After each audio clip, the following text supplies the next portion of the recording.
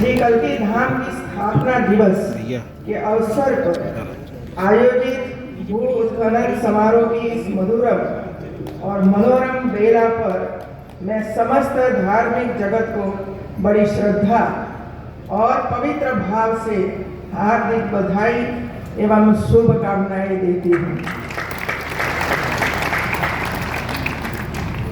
एक साल पहले आदरणीय प्रधानमंत्री जी कल्की धाम की सेवा के लिए इधर पधारे थे और ये पूरा कार्यक्रम में मैं उपस्थित नहीं रह पाई थी। इसका कारण ये था कि उसी समय हमारे यूनिवर्सिटी का कॉन्वोकेशन चलता है और जो यूनिवर्सिटी में गोल्ड मेडल प्राप्त करने वाले हमारे छात्र छात्राएं होते हैं उनको हम मेडल देते हैं। तो मैंने इंपॉर्टेंट दिया शिक्षा को, लेकिन उसी समय मुझे पता नहीं था कि जो काम मैं नहीं कर पाई, जिसमें उपस्थित नहीं रह पाई, वो काम एक साल के बाद 19 फरवरी को मुझे आना पड़ा।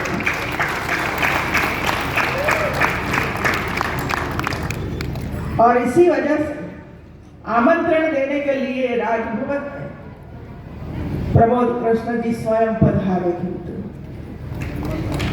और आधा घंटा तक लगभग 30-35 मिनट तक कल्की धाम का पूरा इतिहास मुझे बताया था और इतने भावुक से ये इतिहास मुझे बताते थे, मैं भी भाव विभोर हो गई थी कि 18 साल तक इंतजार करना, कितनी कठिनाइयों का सामना किया होगा, कितने लोगों की गालियां भी सुनी होगी। भाई, जिस तरह आज हमारे प्रधानमंत्री की गालियां सुन रहे हैं, अच्छा काम करने वालों को तो वही सुनना पड़ता है। और जब काम पूरा हो जाता है तब ही उसको आशीर्वाद प्राप्त होता है, पहले तो वही होता है। मैं कल्की धाम के सभी ट्रस्टियों का भी आभार व्यक्त करूंगी कि आप सबने मिलकर सालों तक इसका इंतजार किया नहीं, लेकिन आज करके दिखाया कि हम जो सोचते थे वो भी आज हम कर रहे थे। और मुझे तो खुशी है कि भाई रामलला का मंदिर अयोध्या में बना। मुझे तो कभी ये सोचा भी नहीं था कि गांव में जन्मी एक लड़की रामलला के मंदिर में प्राण प्रतिष्ठा में उपस्थित रहने का अवसर प्राप्त होता है। ऐसा अवसर कभी नहीं मिलता है। ऐसे कई अवसर प्राप्त हुए। आज जो अभी आने वाले अवतार और लास्ट अवतार में हमारे एक कल्की धाम, सुनते तो थे कल्की धाम का अवतार होगा, वो होगा, लेकिन कल्की धाम आया कहाँ है संबंध में वो पता नहीं था मित्रों, क्योंकि मैं तो इधर से लगभग 800 किलोमीटर दूर रहती थी। तो आज श्री कल्की धाम निर्माण हेतु आचार्य श्री प्रमोद कृष्ण जी का संघर्ष जो किया है, इसकी मैं सराहना करती हूँ। आज इस धाम का आकार लेता वास्तविक स्वरूप आप ही के परिश्रम की प्रतिफल है। ये परिणाम तब मिला है, आपने संघर्ष किया है और जो दिल से संघर्ष करता है उसका परिणाम अवश्य मिलता है, फल मिलता है। एक वर्ष पूर्व 19 फरवरी 2024 को श्री कल्की धाम की आधारशिला हमारे देश के प्रधानमंत्री श्री नरेंद्र मोदी जी के कर कमलों द्वारा रखी गई थी। इसलिए आज 19 फरवरी को श्री कल्की धाम की स्थापना दिवस के रूप में मनाया जा रहा है। अपने आप में बड़े हर्षोल्लास और आनंद का गौरव का विषय है। श्री कल्की धाम के स्थापना दिवस के शुभ अवसर पर आज इस दिव्य धाम के निर्माण का भूस्खलन के कार्य का शुभारंभ किया जा रहा है, जो खुशी की बात है। भारत की सांस्कृतिक विरासत की समृद्धि के इस अद्भुत कालखंड में यह कार्य न केवल एक भव्य धार्मिक स्थल का शुभारंभ है, बल्कि हमारे देश और समाज की आध्यात्मिक उन्नति की दिशा में एक महत्वपूर्ण कदम भी है। किसी भी धार्मिक या आध्यात्मिक संस्था का उद्देश्य केवल आत्म कल्याण नहीं होता, बल्कि समाज कल्याण एवं संपूर्ण मानवता के कल्याण की कामना होती है। भारतीय सनातन संस्कृति भारतीय समाज का मार्गदर्शन करने के साथ साथ पूरे विश्व को सद्भाव और प्रेम का मार्ग दिखाती है। सनातन संस्कृति के वास्तविक मूल्य जैसे अहिंसा, सच्चाई, करुणा, परोपकार न केवल आध्यात्मिक उन्नति के लिए बल्कि समाज में सौहार्द और प्रेम को स्थापित करने के लिए बहुत ही जरूरी होता है। मुझे बताया गया कि श्री कल्की धाम के प्रस्तावित सेवा प्रकल्प का मुख्य उद्देश्य सनातन के शाश्वत मूल्यों की पुनर्स्थापना के साथ साथ मानव उत्थान हेतु वैदिक एवं आधुनिक शिक्षा का समन्वय करते हुए एक विशाल आध्यात्मिक विश्वविद्यालय स्थापित करने का भी प्रयास होगा और करेंगे। मुझे आशा है कि श्री कल्की धाम युग युगांतर तक राष्ट्र के निर्माण में एक महत्वपूर्ण भूमिका निभाने का कार्य करेगा। भारत में युगों से विविध धर्मों और संस्कृतियों के बीच सामंजस्य रहा है और इनसे संबंधित संस्थाओं ने राष्ट्र को एक मजबूत सांस्कृतिक आधार दिया है। धार्मिक संस्थाएं शिक्षा और नैतिकता के प्रसार में भी महत्वपूर्ण भूमिका निभाती है। वे न केवल आध्यात्मिक शिक्षा देती है, बल्कि समाज में प्रगति और सुधार के लिए बौद्धिक जागरूकता भी बढ़ाती है। उदाहरण के तौर पर गुरुकुल और मठों में प्राचीन भारतीय ज्ञान और विज्ञान का प्रसार हुआ, जो आज भी हमारे समाज की नींव बनते हैं। अनेक मठ और आश्रम शिक्षा, चिकित्सा और अनाथा के लिए आश्रय प्रदान करने के साथ साथ समाज में समरसता और सहयोग का माहौल तैयार करते हैं। श्री कल्की धाम न केवल एक धार्मिक स्थल है, बल्कि यह समाज के समग्र विकास का प्रतीक है। यहाँ की स्थापना का उद्देश्य केवल आस्था को संजीवनी देना नहीं है, बल्कि यह समाज के हर वर्ग, हर आयु और हर क्षेत्र के लिए एक सकारात्मक बदलाव की शुरुआत है। इस धाम में होने वाली कई योजनाओं और पहलों से यह प्रमाणित होता है कि यह स्थान केवल आध्यात्मिकता केंद्र नहीं, बल्कि सामाजिक समृद्धि का भी आदर्श बनेगा। इस धाम में प्राथमिक से लेकर उच्च शिक्षा तक के विद्यालय, निर्धनों हेतु उपचार केंद्र, मेडिकल कॉलेज और अस्पताल की स्थापना का लाभ संपूर्ण प्रदेश को मिलेगा, जो निश्चित तौर पर प्रशंसनीय है। मुझे बताया गया कि श्री कल्की धाम उन प्रतिभाओं को सिंचित करने का एक मंच होगा जो सुविधाओं के अभाव में वंचित रह जाते हैं। इसके साथ साथ यहाँ एक विशाल संग्रहालय तथा पुस्तकालय की भी स्थापना होगी, जो सनातन भारतीय संस्कृति के दर्शन कराएगा। अनुभवी आचार्य की देखरेख में भारतीय ज्ञान और योग की जानकारी एवं प्रशिक्षण प्रदान करना भी सराहनीय है। अर्थात श्री कल्की धाम व्यक्ति के समग्र विकास हेतु एक आदर्श केंद्र बनेगा। मुझे विश्वास है कि इस पावन धाम से जुड़े हुए लोग अपने संकल्प पर खरे उतरेंगे और यहाँ से भक्ति, ज्ञान, विज्ञान और सद्भावना की एक नई त्रिवेणी का उद्भव होगा।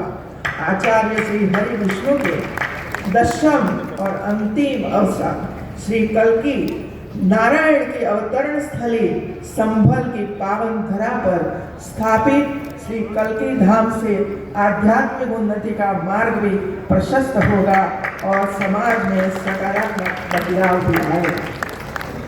श्री कल्कि धाम के निर्माण में जुटे सभी श्रमिक, इंजीनियर, आर्किटेक्ट्स और उन सभी लोगों को जो इस महान संकल्प को पूरा करने के लिए संकल्पित है, मैं उन सभी को एक बार पुनः आज के इस ऐतिहासिक दिवस पर आत्मीय बधाई और शुभकामनाएं देते हुए और भी बात करूंगी। मित्रों, काफी कुछ इधर होने वाला है और होना भी चाहिए, क्योंकि इसकी बहुत ही जरूरत है। मैं पिछले 20 साल से गुजरात में शिक्षा में काम किया है, अनेक डिपार्टमेंट देखे हैं। इसके बाद पिछले 6-7 साल से राज्यपाल के रूप में काम कर रही हूँ। मैंने आचार्य श्री को पूछा कि कैसे बनाओगे सब कुछ, पैसा कहाँ से आएगा, तो बड़ी चिंता में थे। गुजरात में जो भी काम होता है ये दान से होता है, चाहे स्वामीनारायण भगवान का मंदिर हो, चाहे रामलला का भव्य दिव्य मंदिर अयोध्या में जो बन रहा है, ऐसे कई मंदिर मैंने देखे हैं जो पब्लिक मनी से होता है। हमारे आध्यात्मिक गुरु विवेकानंद जी उनका केंद्र बनाया, घर घर जाकर एक रुपया इकट्ठा किया, सरकार की कोई मदद नहीं, और ये भव्य दिव्य आध्यात्मिक केंद्र आज लाखों लोग वहां जाते हैं, दर्शन करते हैं, संकल्प करते हैं और अपने अपने क्षेत्र में जाकर सेवा के काम करते हैं। रामलला के मंदिर में दान देने वाले कितने लोग आगे आए मित्रों, 1 रुपया भी देने के लिए वहां पहुंचे थे। यही तो हमारी मूड़ी है मित्रों। गुजरात में पटेल समाज है, सरकार को कोई भी काम करना हो, चाहे हॉस्टल बनाना हो, चाहे स्कूल बनाना हो, चाहे यूनिवर्सिटी बनाना हो, चाहे हॉस्पिटल, बड़ी हॉस्पिटल बनाना हो और गरीब की सेवा करनी है और गरीब के बच्चों को पढ़ाना है, तो वो ही आगे आते हैं और सब कुछ काम करके गुजरात की भूमि को पवित्र बना देते हैं। इसमें सरकार कोई मदद नहीं करती। मैं, हमारे वरिष्ठ लोग इधर बैठे हैं, मैं जब शिक्षा मंत्री थी तब डांग डिस्ट्रिक्ट पूरा आदिवासी क्षेत्र में थे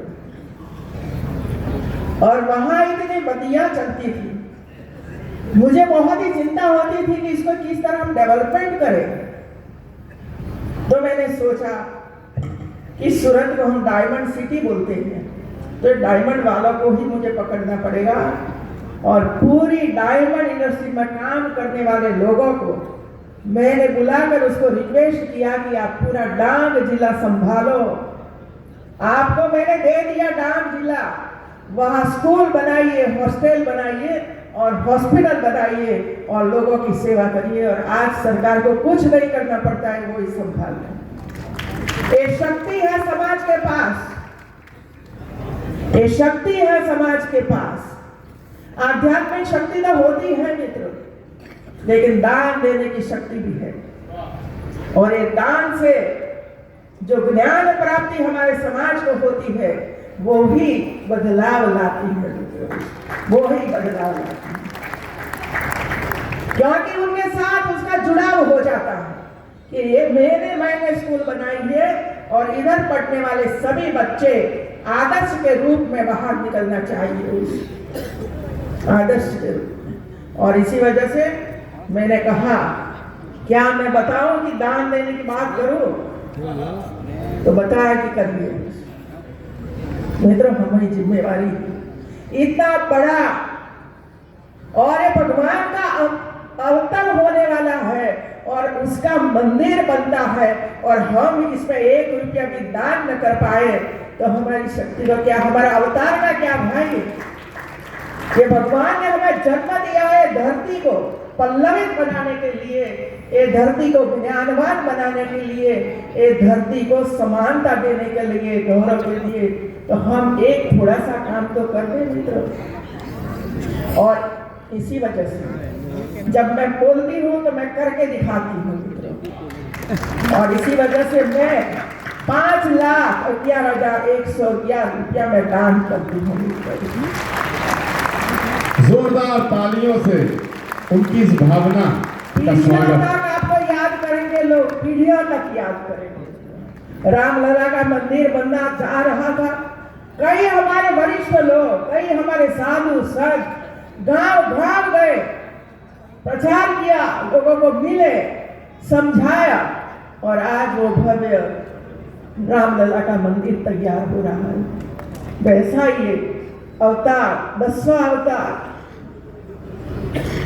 लास्ट अवतार, इसमें हम दान करें तो आने वाली पीढ़ी हमें याद करेगी मेरे पापा ने, मेरे दादा ने इसमें दान दिया था, और इसी वजह से मुझे खुशी हुई। इधर कई केंद्र बनने वाले हैं, ये सिर्फ दर्शन करने का माध्यम नहीं बनना चाहिए, वहां बच्चों की शिक्षा होनी चाहिए। कोई बच्चा भिक्षा मांगकर न खाए, कम से कम ये विस्तार इसमें जुड़ जाए मित्रों। और मुझे खुशी कि जब मैं इधर आने वाली थी तब हमारे डीएम ने मुझे पत्र भेजा कि क्या हम जो बच्चों को भिक्षा में मुक्त करवाया है उसको आप मिल पाओगे? तो मैंने तुरंत हाँ बोला, सबसे पहले मैं उनको मिलूंगी, आप मत चिंता करिए। यही समाज सालों तक भिक्षा मांग कर अपना पेट भरना, और हम जो खाते हैं वो पच नहीं पाता है, ऐसी स्थिति बनी हुई है समाज में। लखनऊ में 500 से ज्यादा बच्चों को भिक्षावृत्ति मुक्ति करवाई और सबको स्कूल में जोड़ दिया मित्रों, सबको स्कूल में जोड़ दिया।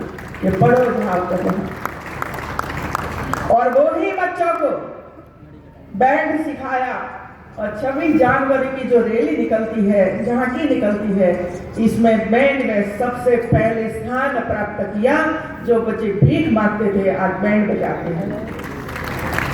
तो यही काम है हमारा, यही काम है समाज में जो बदिया। मैं जेल का दर्शन करने के लिए जाती हूँ, वहां मिलती हूँ हमारी महिलाओं को, पूछती हूँ क्यों सजा हुई। मित्रों, संकल्प करके जाइए